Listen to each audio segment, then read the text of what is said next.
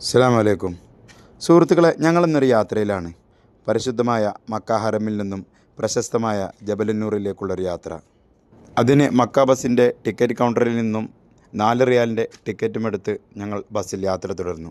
20 മിനിറ്റിന് ശേഷം പ്രശസ്തമായ ജബലന്നൂറിലെത്തി. ചെറിയൊരു എൻട്രൻസ് പാർക്കിന് ശേഷം പ്രശസ്തമായ ജബലന്നൂർ കയറാൻ തുടങ്ങി. ഏകദേശം 640 മീറ്റർ ഉയരമുണ്ട് ജബലന്നൂർ പർവ്വതത്തിന്. 1-2 മണിക്കൂറെടുക്കും ഏകദേശം മുകളിലേക്ക് കയറിയെത്താൻ. മുകളിലേക്ക് കയറുന്നത് കുറച്ച് പ്രയാസമുള്ളതാണ്. പക്ഷേ വിശ്വാസികൾ നല്ല ഭക്തിയോടെയാണ് കയറുന്നത്. ഇവിടെ കയറുമ്പോൾ ഭക്തർക്ക് ആത്മാനുഭൂതിയും സന്തോഷവും ലഭിക്കുന്നു.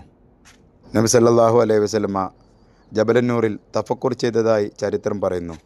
നബി സല്ലല്ലാഹു അലൈഹി വസല്ലമ തങ്ങൾക്ക് ആദ്യ വഹിയ്യ് കിട്ടിയത് ജബലന്നൂറിൽ വെച്ചാണ്. അതുകൊണ്ട് തന്നെ ഇസ്ലാമിക ചരിത്രത്തിൽ ജബലന്നൂറിന് വലിയ പ്രസക്തിയുണ്ട്. ജബലന്നൂറിൻ്റെ മുകളിലാണ് പ്രശസ്തമായ ഹിറ ഗുഹ സ്ഥിതി ചെയ്യുന്നത്. പ്രകാശത്തിൻ്റെ മല എന്നാണ് ജബലന്നൂർ എന്ന വാക്കിൻ്റെ മലയാള അർത്ഥം.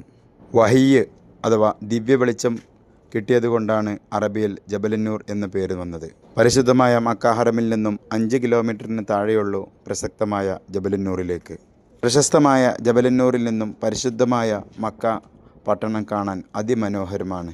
ജബലന്നൂർ മല കയറുന്നതിൻ്റെ ഇടയിൽ വിശ്രമിക്കാനും വെള്ളം കുടിക്കാനും വിശ്രമസ്ഥലം ഒരുക്കിയിരിക്കുന്നു.